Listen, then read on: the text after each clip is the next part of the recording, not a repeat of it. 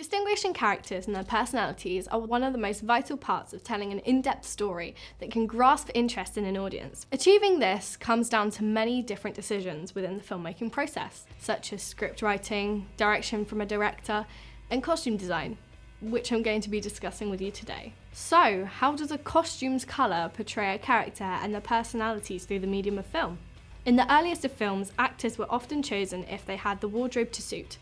You can see in the Roundhay garden scene that the people being filmed look and appear to be very upper class, as does the fairy in La Fille Joux, sporting a long gown and embellishments. A lot of costume design was tailored towards women. For example, in the early 1920s, Paramount's costume department was split into two separate sections, with one being dedicated to character costume and the other being dedicated to women's costumes. In the 1930s, costume designers weren't really affected by the Wall Street crash. In fact, they thrived through it, as it is estimated that $6 million was spent by Hollywood's costume department, as they weren't given a budget and would often be classed under expenses. In 1939, The Wizard of Oz was released, and costume designer Adrian Adolph Greenberg and makeup artist John Dorn developed characters together, using makeup and costume to help build the personalities of Dorothy and the gang. However, safety measures not being much of a common practice in the late 30s led Margaret Hamilton, Wicked Witch of the West, to deal with toxic levels of copper in her iconic green makeup that had to be removed with pure alcohol to help prevent infection, due to burns received in her exit scene from Munchkin Land. Due to America's involvement in the war and the need to conserve materials, a legislation, L85, was introduced that prohibited excessive use of fabrics for costume design, which meant changes in the industry such as recycling of costumes. Jumping into the 60s with the surge of the popularity of more Western and ancient history-themed films, such as The Good, the Bad, the Ugly and Cleopatra, costumes took a more historical turn, trying to immerse audiences into the time periods of those films. The 70s saw a small recession from 73 to 75, which reflected films produced in those times, showing the poorer side of life, such as Rocky, The Godfather and The Sting. These films all have a very down-to-earth and earthy colour scheme, with browns and neutrals being popularised. This is evidenced in Star Wars: A New Hope, 1977, where George Lucas said he tried to keep the costumes very simple as to not draw attention to themselves. In the 80s, we can see character development clearly through the use of Dirty Dancing's Baby. She starts the film with a more modest wardrobe, turning to more revealing clothing as she gains confidence throughout the film. The marriage between sound, costume and vision became popularised in the 90s with the release of The Matrix and its heavy metal sounds and badass clothing, making the films more appealing to wider audiences. Asking for more designer brands and product placements, the noughties saw bolder colours such as pink in Mean Girls and Legally Blonde, but also emphasising the primary colours, with reds reflecting the iconic Devil Wears Prada, blue in the box office success Avatar, and yellow in Kill Bill. These primary colours stood out as eye-catching, which was very desirable. Lastly, the 2010s saw rising popularity in action films such as the Avengers series. Another example of costume being related to character through colour is in Harry Potter. Lord Voldemort's costume has 7 different colours to represent the 7 parts of his soul. As each part gets destroyed, a colour was stripped from his costume, reflecting that character's loss. So, how has technology improved costume design to show how characters are developed? The first instance of film advancing is the introduction to sound, meaning costume designers had to eliminate sounds coming from their costumes so that it didn't get picked up by mics, such as jingling jewellery. This was eliminated by being sewn or taped onto actors. Another advancement of technology that advanced costume design was the installation of colour in film, meaning costume designers had to think heavily into the colours presented in their films and what that meant for their characters. Lastly, the late 80s and early 90s meant costume design had to be thought about through an animated eye. Popularity for animated films grew in particular after Disney's Dark Ages ended, with films such as Toy Story, The Little Mermaid, and Lion King.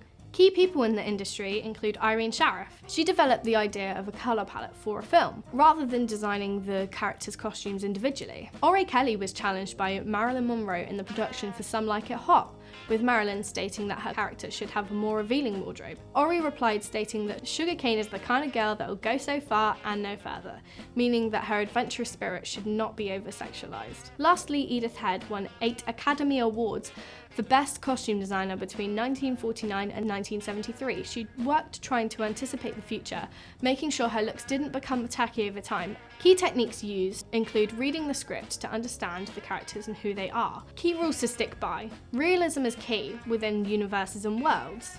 Colour and texture are key, as they help pop from the background. And lastly, Pick a style for each character and don't vary too much from it. So using these techniques and rules, I've decided to look into how the colour red establishes a character. To play with the aspect of realism, I decided that my actress would wear a red hoodie. As it is a casual location, I decided to choose red as it stands out against the background and pops behind the grey background of the kitchen, as well as the orange and brown aspects of the house, and lastly the white door handle. Picking the style of my character was very simple, as she didn't have any outfit changes. In terms of character portrayal, in this first clip you can see that she is very angry, despite us not knowing what is going on in her life. You can see that the use of red heightens her emotions, as we know that red has connotations of anger and danger. These emotions, however, are completely juxtaposed in the next clip, as the use of red emphasises the love she has for someone. Maybe she's just seen them or is going to see them, perhaps she'll see them later on. I then wanted to ask some professionals about colour and costume. Colour plays a really vital part in how we view the world anyway. We're a very visual culture. So things like colour is going to play an enormous part when we view film as well. So we associate certain characteristics with certain colours. Colour theory just in general I think is important, particularly if you're kind of doing like a drama or something like that, where getting that point across to the audience very early on through costume is maybe more important than kind of bog standard action movie. Well, for this one I would certainly go with Alfred Hitchcock's 1958 film Vertigo. The main female character is a lady called Madeline, who's this very mysterious, ephemeral character, and her colours are associated with her are sort of mid-grey and green, who gives off this illusion of mystery and awe at both the audience who are looking at her, but also the main male character, whose name is Scotty, and he's dressed in very dark greys, so to give the impression of a sober, more sombre attitude. As he becomes more involved with the character Madeline, we start seeing aspects of green come into his costume as well, because it's then linking him to her. It can be very effective. You can really tell a lot about a particular character by what they're wearing. And I think more importantly, it's kind of the juxtaposition of different costumes and different characters that really kind of brings it forward. Primark colours. They're reds and yellows and greens, but they're kind of like a shade down from what they should be, or certainly blue as well. I mean, blues, maybe. Yeah, blue always feels quite sad. It's cold. So things like pinks, very bright yellows and oranges, kind of very summery, happy colours. What I would call potentially Ralph Lauren colours. It's got to be yellow. Yeah, yellow, orange. Yeah, I'm sunshine. Yeah, I'm bright and funny and dazzling.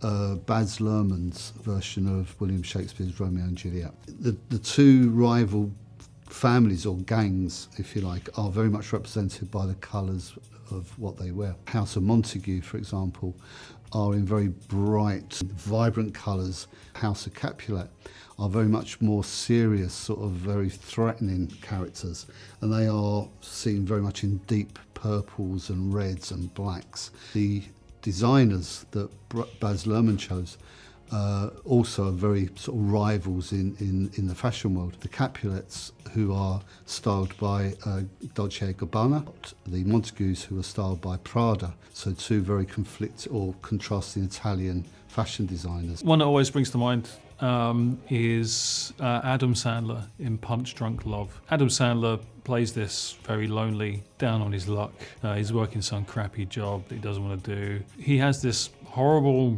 navy blue suit with a white shirt and a blue tie, or that might be a black tie. And he works in this office, which is essentially a warehouse with nothing in it. He's got a desk, he's got a phone and things like that, sitting in his blue suit. And when he's sat, literally kind of at head level, the whole way around the room is blue, which is very, very similar to, the clothes that he's wearing.